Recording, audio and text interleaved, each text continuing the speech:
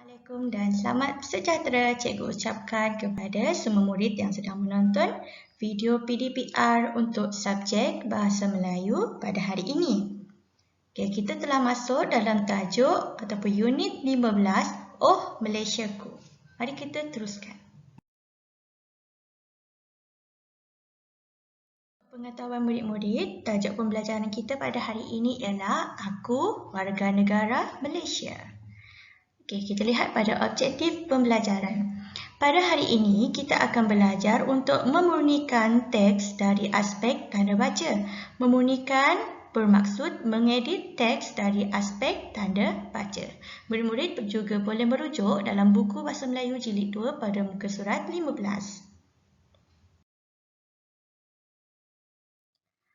Murid-murid, cikgu ada satu soalan. Apa itu tanda baca? Okey, tanda baca ialah simbol atau tanda yang digunakan untuk memberi isyarat kepada pembaca supaya melakukan sesuatu di dalam ayat.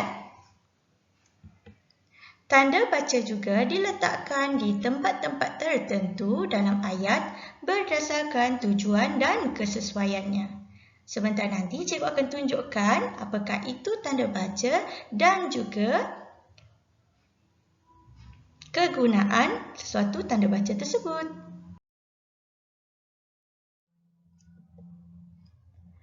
Antara tanda baca yang ada adalah seperti yang berikut. Yang pertama, huruf besar.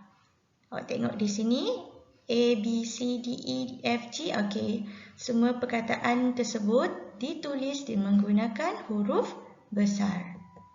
Yang kedua ialah tanda noktah ataupun titik.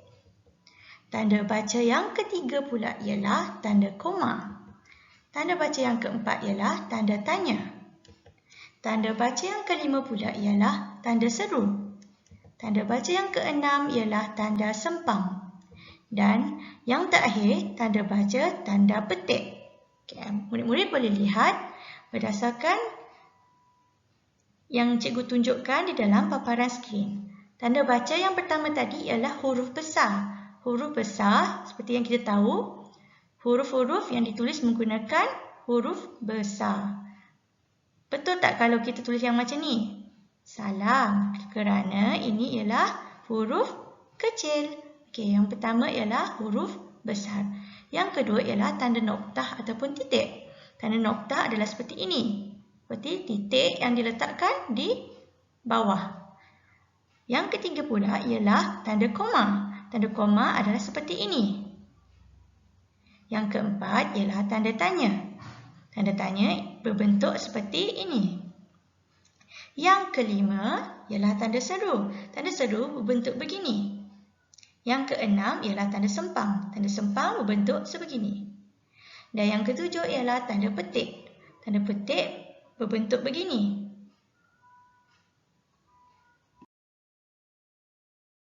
Sekarang cikgu akan tunjukkan tanda baca dan juga penggunaannya di dalam ayat.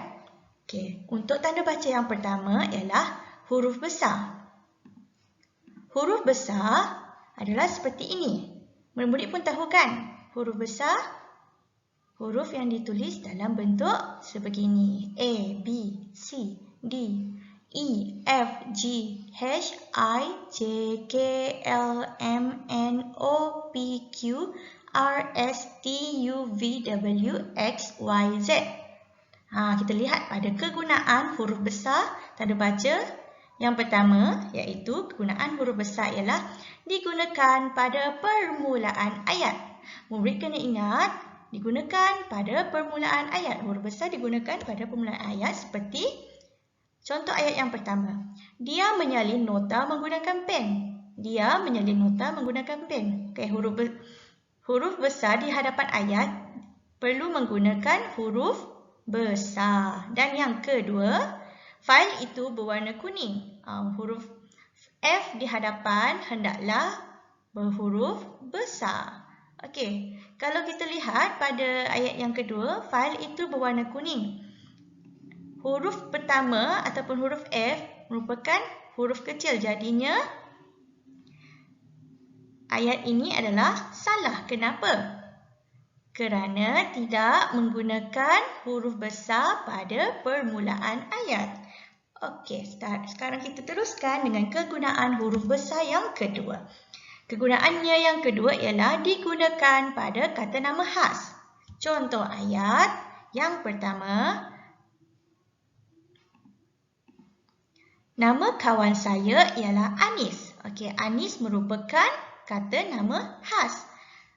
Oleh itu, perlu diletakkan huruf besar untuk di hadapan kata nama khas. Dan yang kedua, kami baru pulang dari Melaka. Melaka merupakan nama tempat, jadinya huruf M di hadapan Melaka perlu ditulis dengan huruf besar. Jadinya, pada ayat yang kedua ini, huruf Melaka tidak ditulis dengan huruf besar, jadinya ayat ini adalah salah. Okey, kita teruskan dengan tanda baca yang kedua. Sekarang kita beralih pula pada tanda baca yang kedua. Tanda baca yang kedua ialah tanda noktah. Bagaimanakah bentuk tanda noktah? Okey, tanda noktah berbentuk sebegini. Berbentuk satu titik saja ya. Okey, kegunaan tanda noktah digunakan pada akhir ayat penyata. Contoh ayatnya ialah kipas itu berwarna hitam. Kipas itu berwarna hitam. Okey, pada akhir ayat penyata. Okey, awak kena tuliskan tanda noktah pada akhir ayat penyata. Okey, yang kedua, Farhan sedang menyiapkan kerja rumah. Okey, tanda noktah dituliskan pada hujung ayat. Okey, awak tengok ayat seterusnya, Farhan sedang menyiapkan kerja rumah. Di sini tak ada tanda noktah, maksudnya ayat ini adalah ayat yang salah. Jadinya kalau untuk betulkan, kena tambah tanda noktah pada akhir ayat penyata. Tanda baca yang ketiga ialah tanda koma. Tanda koma berbentuk sebegini. Kegunaannya ialah digunakan untuk mengasingkan frasa dalam ayat. Contoh ayatnya ialah, oleh sebab tergesa-gesa hendak ke pejabat, Encik Haziq terlupa membawa dompetnya. Dan kegunaan yang kedua, digunakan untuk mengasingkan perkataan yang berturut-turut di dalam ayat. Okey, contohnya yang selalu awak jumpa ayat seperti ini. Okey, Anik suka makan nasi lemak, roti canai dan pau ayam. Okey, kenapa kena letakkan koma? Untuk mengasingkan perkataan yang berturut-turut di dalam ayat. Perkataan yang berturut-turut seperti contohnya nasi lemak, roti canai dan pau ayam. Nasi lemak, roti canai merupakan sejenis makanan. Jadinya untuk mengasingkan perkataan tersebut, awak kena tambahkan tanda koma di dalam ayat tersebut. Bagi tanda baca yang seterusnya ialah tanda tanya. Okey, tanda tanya adalah berbentuk sebegini. Okey, kegunaan tanda tanya digunakan pada akhir ayat tanya. Okey, bagaimanakah ayat tanya? Okey, ayat tanya adalah berbunyi sebegini. Okey, contohnya, berapakah harga telefon pintar itu? Okey, berapakah harga telefon pintar itu? Okey, letakkan tanda tanya di belakang ayat tanya. Siapakah nama ibu kamu? Awak kena tambahkan juga di belakang ayat tanya. Okey, ini sekiranya kamu jumpa perkataan seperti berapakah, siapakah, mengapakah, di manakah, kamu perlu letakkan tanda tanya pada belakang ayat tersebut kerana itu merupakan ayat tanya. Tanda baca yang kelima ialah tanda seru. Tanda bacanya berbentuk seperti ini. Kita lihat pada kegunaan tanda seru. Tanda seru digunakan pada akhir ayat seru. Contoh ayat seru ialah, wah, cantiknya baju kamu. Okey, untuk menegaskan ayat tersebut, dia berkata, wah, cantiknya baju kamu. Di sini, kamu perlu letakkan tanda seru di belakang ayat. Okey, dan yang kedua, aduh, sakitnya kaki saya. Di sini, sekiranya murid-murid ternampak perkataan wah, aduh, Wah, aduh merupakan kata seru. Okey. Sekiranya terdapat kata seru, kamu perlu letakkan koma di sini dan juga tanda seru di belakang. Jadinya ayat seru memerlukan dua tanda baca seperti koma dan juga tanda seru. Awak kena letakkan koma di belakang kata seru dan juga tanda seru di belakang ayat. Wah, cantiknya baju kamu. Ini merupakan ayat seru. Okey, kita balik pula pada tanda baca yang keenam. Okey, tanda baca yang keenam ialah tanda sempang. Simbol bagi tanda sempang ialah seperti ini. Okey, tanda sempang. Okey, macam tolak kan? Macam tolak. Kegunaan tanda sempang yang pertama untuk digunakan semasa menulis kata ganda. Okey, maksud kata ganda ialah perkataan yang digandakan untuk menunjukkan bilangan yang banyak seperti yang berikut. Okey, contohnya Hawanis sedang menyusun buku-buku itu di rak buku. Okey. Buku merupakan satu perkataan, tapi kalau buku-buku menunjukkan perkataan yang menunjukkan bilangan buku yang banyak. Sekiranya awak ingin menggunakan kata ganda, awak kena letakkan tanda sempang di tengah-tengah perkataan tersebut. Contohnya buku-buku. Buku-buku merupakan kata ganda. Okey, jadinya kita gunakan tanda sempang. Dan yang kedua kegunaannya ialah untuk memisahkan angka dengan huruf. Angka bermaksud nombor. Okey, contoh ayatnya. Kita meraihkan Hari Kebangsaan yang ke-64 pada tahun ini. Okey, awak tengok kegunaan tanda sempang tadi. Di sini. Awak nampak tak di sini? Okey. Untuk memisahkan huruf dan juga nombor, awak kena letakkan tanda sempang di tengah-tengahnya. Kenapa? Kerana dua huruf dan juga nombor tak boleh bersatu. Awak tak boleh gabung bersama. Oleh itu, awak kena tambahkan juga tanda sempang di tengah-tengah angka dan juga huruf. Sekarang cikgu akan tunjukkan kegunaan tanda baca yang terakhir iaitu tanda petik. Okey, tanda petik seperti ini. Okey, tanda petik berada di atas sebagai pembuka dan penutup kata. Okey, contohnya gunaan yang pertama untuk menunjukkan cakap ajuk. Okey, contoh cakap ajuk ialah ayat seperti ini untuk menyatakan dialog. Okey, contohnya, mengapakah kamu membawa bola itu? Tanya Zuhairi. Di sini awak kena masukkan tanda petik di hadapan dan juga di belakang. Pastikan awak menggunakan tanda petik di depan dan juga di belakang. Ini menunjukkan cakap ajuk. Dan yang kedua digunakan untuk menunjukkan judul buku, puisi, rencana dan sebagainya. Judul bermaksud tajuk buku. Okey, contoh ayatnya ialah saya telah membaca sebuah buku yang bertajuk Bawang Merah, Bawang Putih. Di sini awak kena Bawang Merah, Bawang Putih merupakan tajuk buku. Okey. Kalau tajuk buku awak juga kena letakkan tanda baca, tanda petik di hadapan dan juga di belakang tajuk tersebut. Okey. Cikgu telah jelaskan ketujuh tanda baca. Sekarang kita akan balik kepada aktiviti seterusnya. Kita akan rujuk di dalam buku teks. Okey, seperti yang cikgu dah bagi tahu mula-mula tadi, kita menggunakan buku teks pada halaman 15. Okey, kita lihat dulu pada tajuk Aku Warga Negara Malaysia. Okey, murid-murid, apa yang dimaksudkan dengan warga negara? Okey, warga negara bermaksud rakyat sesebuah negara yang terdiri daripada penduduk asli tempatan atau orang asing yang telah diterima menjadi rakyat mengikut undang-undang. Di sini, warga negara Malaysia merupakan rakyat Malaysia. Okey, kita lihat pada ayat ataupun petikan di dalam dalam halaman tersebut. Okey, kita lihat situasi yang pertama iaitu situasi di sekolah.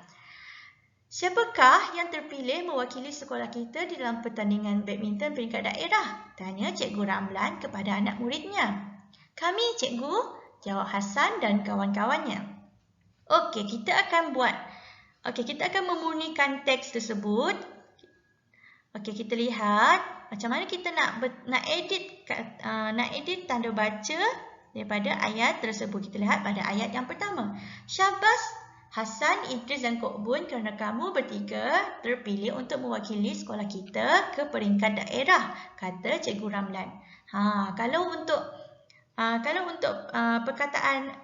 ayat sebegini yang merupakan cakap ajuk tadi, kita kena gunakan apa? Okey, betul, kita kena gunakan tanda petik. Tanda petik yang pertama, okey, seperti ini. Buatkan di sini. Okey, tanda petik. Syabas, Hasan, Idris dan Kok Bun. Okey, di sini awak kena letakkan tanda koma. Tanda koma. Kerana kamu bertiga terpilih untuk mewakili sekolah ke peringkat daerah. Okey, kalau ada ayat seru, awak kena tambah apa? Kena letakkan kata seru ataupun tanda seru di belakang. Dan jangan lupa untuk tambahkan juga penutup ataupun kata petik. Tanda petik. Okey, seperti ini. Okey, ayat yang kedua. Kamu semua perlu mengisi maklumat dalam borang kebenaran penjaga, kata Cikgu Ramlan lagi. Kamu semua perlu mengisi maklumat dalam borang kebenaran penjaga. Di sini awak kena letakkan tanda apa? Tanda nokta. Dan kata Cikgu Ramlan lagi. Okey, kalau di belakang ayat kena tambahkan. Okey, ini adalah ayat penyata kan? Okey, ayat penyata kena letak tanda nokta. Okey, kita teruskan untuk situasi di rumah. Situasi di rumah. Nombor 1. Ayah, di manakah boleh saya mendapatkan maklumat tentang diri saya? Tanya Hasan. Okey, kalau tanya kita kena gunakan kata tanya. Kenapa? Awak tengok perkataan ni. Kalau di sini, ini merupakan kata tanya kan? Okey, kalau ada kata tanya, kita kena tambahkan apa di belakang ayat? Kena tambahkan tanda tanya. Okey, yang kedua. Nah, ini sijil kelahiran kamu. Sijil ini sebagai bukti bahawa kamu rakyat Malaysia. Okey, awak tengok di sini.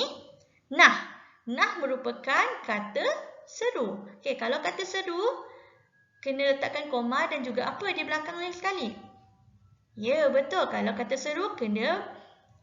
ayat seru, kena letakkan tanda seru di belakang ayat. Sijil ini membuktikan sebagai bukti bahawa kamu rakyat Malaysia. Kalau Malaysia kena gunakan huruf apa di hadapan? Ini merupakan kata nama khas. Okey, kat Malaysia perlu letakkan huruf M besar. Okey, yang ketiga. Bolehkah saya isi borang ini? Tanya Hasan. Okey, kalau ayat tanya.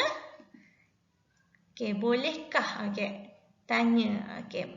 Kalau ayat tanya, kita kena tambahkan apa? Kita gunakan tanda soal di belakang ayat. Dan yang keempat. Amboi, bijaknya anak ayah, kata ayah sambil melihat borang yang dilengkapkan oleh Hasan. Okay, kena letakkan tanda seru. Okey, cukup untuk aktiviti dalam buku teks. Kita beralih pada latihan pula. Sebagai tugasan, cikgu nak awak jawab soalan latihan dalam buku aktiviti jilid 2 pada muka surat 19 hingga 20. Sekarang cikgu akan bimbing kamu bagaimana untuk menjawab soalan pada muka surat 19.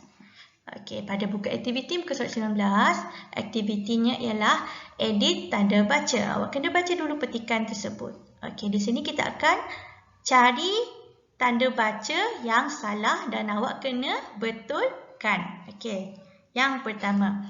Adik Halim telah berumur 4 tahun. Dia akan belajar di Tadika Ria. Halim meminta izin daripada ayahnya untuk mengisi borang pendaftaran. Dia mengisikan nama, alamat dan nombor surat lahir pada borang itu. Okey, cikgu terkesan ada tanda baca yang tertinggal kat sini. Contohnya di sini, dia telah mengisikan nama, alamat dan nombor surat lahir. Okey, di sini awak ada tertinggal tanda baca. Nanti awak kena betulkan pada borang itu. Okey, di sini juga ada tertinggal tanda baca. Halim, mengapakah kamu tidak menulis nama negara ini? Tanya ayah Halim. Okey, di sini awak kena letakkan apa? Tanda baca juga. Okey, tanda baca. Yang cikgu bulatkan ni. Aduhai, saya terlupa. Di sini tertinggal tanda baca. Dan di sini pun ada, kata Halim sambil meminta maaf daripada ayahnya. Halim mengambil pen lalu melengkapkan borang itu semula. Di sini pun ada tertinggal tanda baca. Mengapakah maklumat ini perlu ditulis? Di sini, kalau ini mengapakah merupakan tanda, merupakan ayat tanya. Jadi, kita kena letakkan tanda apa di sini? Kena letakkan tanda. Tengok di sini cikgu bulatkan. Maksudnya tanda ni salah. Tanya Halim. Di belakang ini pun ada salah. Maklumat ini penting kerana inilah buktinya kita rakyat Malaysia. Perkataan Malaysia pun salah. Okey, ejaannya kena letakkan huruf apa di hadapan? Kena letakkan huruf besar. Jawab Kartini dan kakak Halim. Okey, wah hebat kakak. Wah hebat kakak, kata Halim. Di sini cikgu akan tunjukkan macam mana nak tulis. Tulis petikan tersebut menggunakan tanda baca yang betul. Okey, cikgu tunjukkan di sini. Di sini. Tanda baca yang pertama tadi di sini nama, alamat dan nombor surat lahir. Okey, awak kena letakkan tanda koma dan pada akhir ayat kena letakkan juga tanda noktah. Dan yang kedua, Halim, mengapakah kamu tidak menulis nama negara ini? Okey, kalau ini ayat tanya kan? Kalau ayat tanya kena tambahkan kata tanya. Aduhai, saya terlupa. Di sini awak kena letakkan tanda koma dan juga tanda seru. Okey. Halim mengambil pen lalu melengkapkan borang itu semula. Di sini kena letakkan tanda noktah. Mengapakah maklumat ini perlu ditulis? Okey, di sini kita kena letakkan tanda tanya Halim. Maklumat ini penting kerana inilah buktinya kita rakyat Malaysia. M ni kena huruf besar. Jawab Kartini, kakak Halim. Okey, Kartini kena juga menggunakan huruf yang besar. Wah, hebat kakak. Okey, di sini kita kena letakkan juga tanda seru. Okey, sekarang cikgu nak awak salin semula petikan yang dah dibetulkan. Okey, dekat sini. Cikgu nak awak salin balik petikan ini dan letakkan di sini. Salin balik petikan yang dibetulkan ni, salin letak di sini. Faham tak? Okey. Senang saja untuk aktiviti 19. Cikgu dah bagikan bimbing jawapan. Awak kena tinggal salin sahaja ya. Kalau awak nak tahu, awak kena berhentikan dulu video ini dan salin perkataan tersebut. Salin petikan tersebut. Okay, cikgu tanya. Okey, awak boleh berhentikan video ini dan awak salin petikan tersebut ya. Baiklah murid-murid, untuk buku aktiviti muka surat 20, okey, arahannya ialah untuk betulkan tanda baca. Okey, cikgu nak awak baca dulu ayat ni, cari tanda baca yang salah dan betulkan. Contohnya ayat yang pertama, apakah yang dilakukan oleh anggota rela itu? Di belakang ini apakah merupakan kata tanya. Okey, kalau kata tanya kita kena gunakan tanda tanya di belakang. Jadinya awak kena salin balik. Apakah yang dilakukan oleh anggota rela itu? Okey, kena gunakan tanda tanya. Okey, teruskan yang kedua, yang ketiga dan yang keempat. Baiklah, sebagai kesimpulannya pada hari ini kita telah belajar tentang cara memurnikan teks dari aspek tanda baca. Cikgu nak awak tengok video ini betul-betul dan fahami satu persatu penjelasan yang cikgu telah jelaskan tadi dan semoga awak dapat manfaat daripada ilmu yang cikgu berikan. Sekian sahaja daripada cikgu. Sekian, terima kasih. Sehingga kita berjumpa lagi.